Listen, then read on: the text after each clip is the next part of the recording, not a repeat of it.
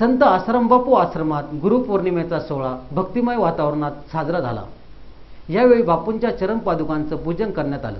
गंगापूर रोडवरील आसारामबापू आश्रमामध्ये सालाबादप्रमाणे गुरुपौर्णिमेचा उत्सव यंदाही साजरा झाला।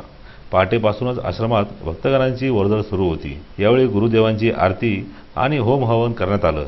बापूंच्या चरणपादुकांचं दर्शन भक्तांनी घेतलं।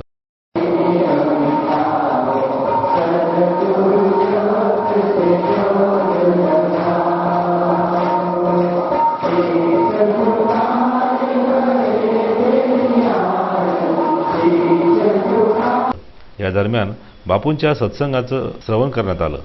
आश्रमाचे संचालक रामभाई यांनी या सोहळ्याचं वैशिष्ट्य विशद केलं।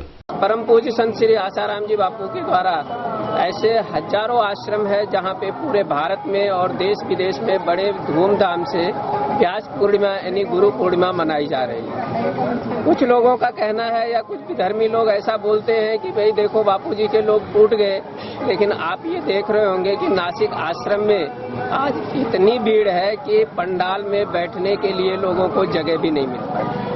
जैसे आज यहाँ पे आपको भीड़ भाड़ दिख रही है, ऐसे पूरे भारत में और देश विदेशों में मनाया जा रहा है। इस गुरु पूर्णिमा के माध्यम से शिष्य का आध्यात्मिक उन्नति हो, गुरु के चरणों में बैठ करके संकल्प लेते हैं। आज जो हम लोगों ने गुरु पूर्णिमा मनाए, गुरु पूर्णिमा हम लोग मनाते हैं, यानी सभी शिष्य भक्त साधक मनाते हैं। मानसिक पूजन अपने गुरु जी का चरणों की पूजा की जाती है। आज हम लोगों ने हजारों लोगों ने बापू जी का श्री चरण पादुका व्यासपीठ पे ले आए। वहाँ पे पंचामृत से हम लोगों ने मानसिक गुरु जी का पूजन किए और हजारों लोगों की आंखें गीली हो गई। आज हम लोगों को मानसिक पूजन करते हुए यानी गुरु जी का जो चरण है, चरण पादुका है, वहाँ पे पूजन करते करते सबके हृदय आंखें गीली हो गई और भाव विभोर हो गए। सब बड़ी श्रद्धा और प्रसन्नता से इसका पूजन किया, हर्षोल्लास के साथ में गुरु पूर्णिमा मनाया और साधकों ने समाज को एक संदेश दिया कि विधर्मी कुछ भी कर ले, लेकिन हमको बापू जी से अलग नहीं कर सकते।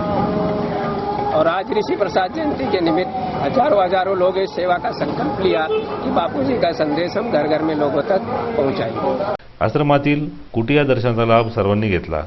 या प्रसंगी जिल्हाभरातून भाविक आणि योग वेदांत सेवा समितीचे पदाधिकारी उपस्थित होते। आयोजित महाप्रसादाचा लाभ उपस्थितांनी घेतला। किरण दराडे, दिशा न्यूज, नाशिक।